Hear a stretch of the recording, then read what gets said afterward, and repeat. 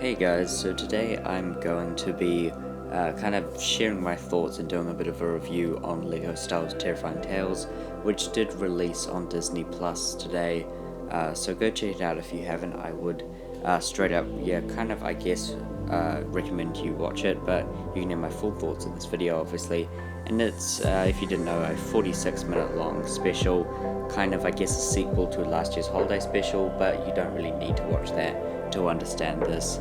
It's just basically a short set around the holidays, just like this one is. So yeah, overall I did think this one was pretty cool. Obviously, instead of basing it around Christmas, it's based on Halloween, and they released it on October 1st as opposed to October 31st, which I definitely prefer.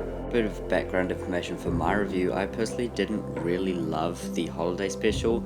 I thought it had some cringy dialogue and it just felt kind of cringy overall. This one, however, I did prefer a lot more. I think personally I do prefer Poe as a main character as opposed to Rey. Just personally, I kind of like Poe more.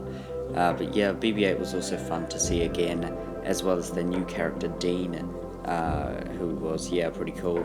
Definitely kind of a kid character, but not annoying, I think. I didn't find him annoying, at least, which was good. And they don't really pull that off much. They pulled it off with Omega, I think, in the Bad Batch, and I guess they did it in the Freemaker Adventures with Ronan Freemaker, which I'll talk about soon.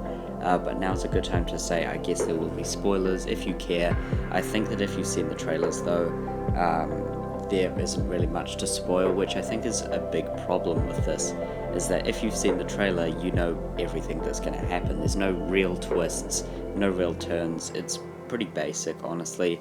And no, I'm not expecting a massive twist. Like, everything's pretty predictable. But there were a few things which I wished happened, which didn't.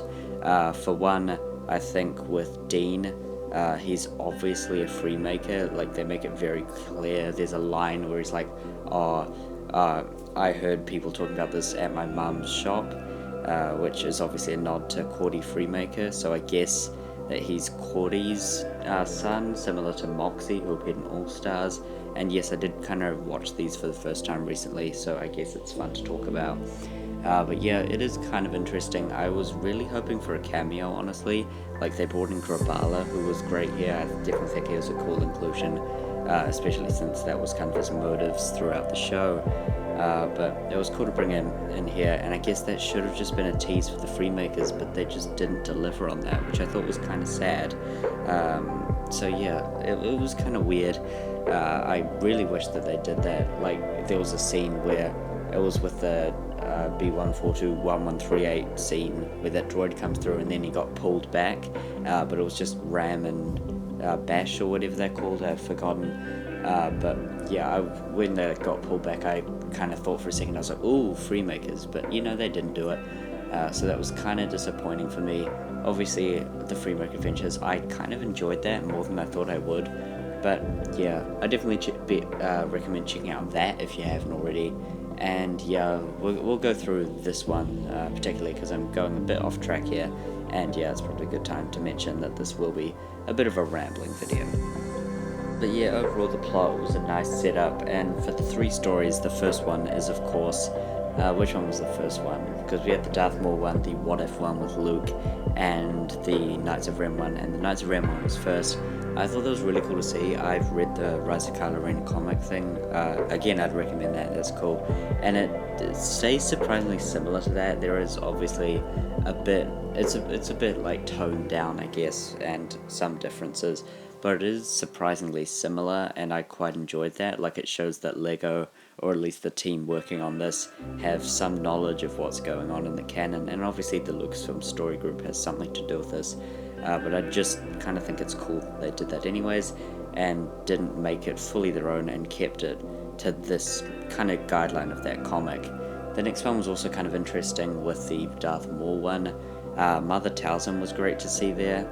Obviously that was kind of, I guess, spoiled in the trailers, and I really wish we got to see Savage. I think that would have been cool. He was kind of missing. Just to see a LEGO version of Savage now would be really cool. Grievous also looked cool, and like his design was different to the official Lego model, which was kind of interesting. And yeah, the whole Maul thing kind of reminded me of that Lego Star Wars short, like the 20-minute one, the one where Maul comes back. Oh, I've forgotten, it was an old one, but when Maul comes back and he's fighting for approval of Sidious with Vader and whatever, the Rise of the Apprentice, I can't remember, it's something like that, but it reminded me a lot of that, very similar plot, and yeah, that was kind of interesting. The What If one was also pretty cool, like I thought it had a nice message of be careful what you wish for, which just made me think of that No Way Home trailer. But yeah, overall, definitely cool choices, and I kind of wish we got more. That would have been kind of interesting to see what else they would have done. Let me know down below what you think is a good idea to share in one of these, I guess, Terrifying Tales things. Vinay was also kind of cool in this, just to see. As a twist villain, he was fine, it was pretty obvious. But yeah, it was kind of cool, I guess, just to see him, and like, I'm not sure if he'd even be alive at this point in the timeline, because he's pretty old in Rogue One, so yeah, I think he'd be dead by now, but whatever, he just hasn't aged in 30 years or whatever. You know, it's fine, more than 30, up to 40 nearly. I just kind of find that funny, but it's weird. Overall, definitely an interesting watch. It's fun, I think, it's fine. Definitely not my favourite Star Wars thing, but obviously it doesn't have to be. Not my favourite Lego Star Wars thing either, but I definitely think it's fun and worth a watch, and I prefer a lot over the holiday special. But things that could have changed, I guess they could do. Add a Freemaker cameo, I really wanted that, and not spoil all of it in the trailer, because I feel like that ruined it for me. Just like knowing all of these characters that would pop up, kind of just was all ruined in the trailer, and they didn't even put a surprise one in. Like Savage would have been really epic, but they didn't do it, so that was kind of disappointing. But overall, I still think it's fine, and just seeing Poe again on screen with BB-8 is kind of cool. So yeah, I'd give this one an 8.5 out of 10. Great for what it is, but what it is isn't the best thing ever. However, yeah, let me know your thoughts down below. If you've seen it, what were your thoughts on it? I hope you enjoyed it. However, that will be for today. I hope you enjoyed this video. Please remember to like and subscribe. That'll be all, folks. Goodbye.